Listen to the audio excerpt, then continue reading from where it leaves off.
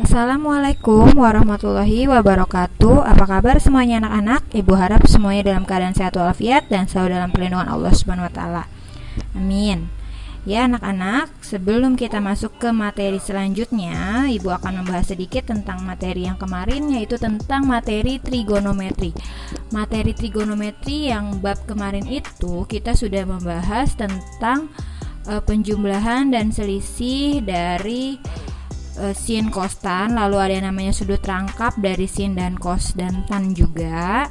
Sebelumnya juga, sebelum kita masuk materi ini, di kelas 10 kita sudah membahas yang namanya identitas dari trigonometri, dan yang pasti kalian tidak boleh lupa sama yang namanya tabel istimewa dari trigonometri, mulai dari sin, cos, tan, sin 60 derajat berapa, sin 90 derajat berapa, seperti yang sebelum-sebelumnya saya bahas. Saya harap kalian semua tidak ada yang lupa dengan materi tersebut. Ya, untuk sekarang, untuk hari ini kita masuk ke materi baru, yaitu materi matriks. Oke, sebelum kita masuk ke materi matriks, alangkah baiknya kalian mencermati dengan baik materi yang disampaikan, sehingga kalian bisa mengerjakan materi yang dengan baik. Tidak seperti kemarin kalian banyak tidak paham akan materinya. Oke, saya akan menjelaskan apa itu matriks. Apa sih itu matriks? Matriks adalah kumpulan bilangan yang disusun secara baris atau kolom, atau kedua-duanya dan di dalam suatu tanda kurung. Bilangan-bilangan yang membentuk suatu matriks disebut sebagai elemen-elemen matriks. Matriks digunakan untuk menyederhanakan penyampaian data sehingga mudah untuk diperoleh. Jadi, bilangan-bilangan yang ada di dalam matriks itu disebut elemen-elemen matriks ya anak-anak. Di sini ada contoh ilustrasi dari yang namanya matriks. Di situ ada namanya baris, ada yang namanya kolom. Oke, ilustrasi di atas dapat kamu baca seperti ini. A11 dibaca baris ke-1 dan kolom ke-1.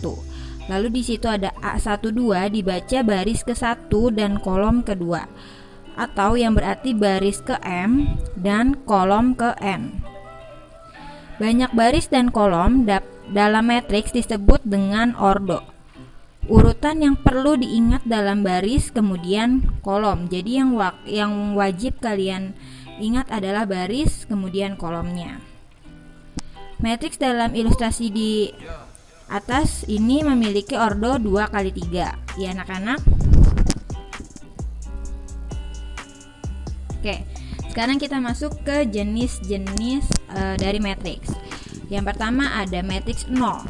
Matriks yang semua elemennya adalah 0. Jadi dari barisnya 0, kolomnya juga 0. Lalu yang kedua ada matriks baris.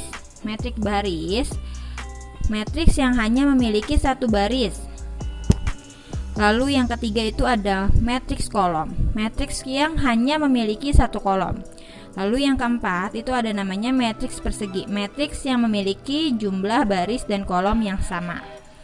Lalu yang kelima itu ada namanya matriks identitas, yaitu matriks konstanta dengan elemen diagonal utama adalah 1. Oke, kalian bisa lihat di sini contohnya dari jenis-jenis matriks, mulai dari matriks 0, matriks baris, matriks kolom, lalu matriks persegi, dan matriks identitas. Ini semua adalah jenis-jenis dari matriks.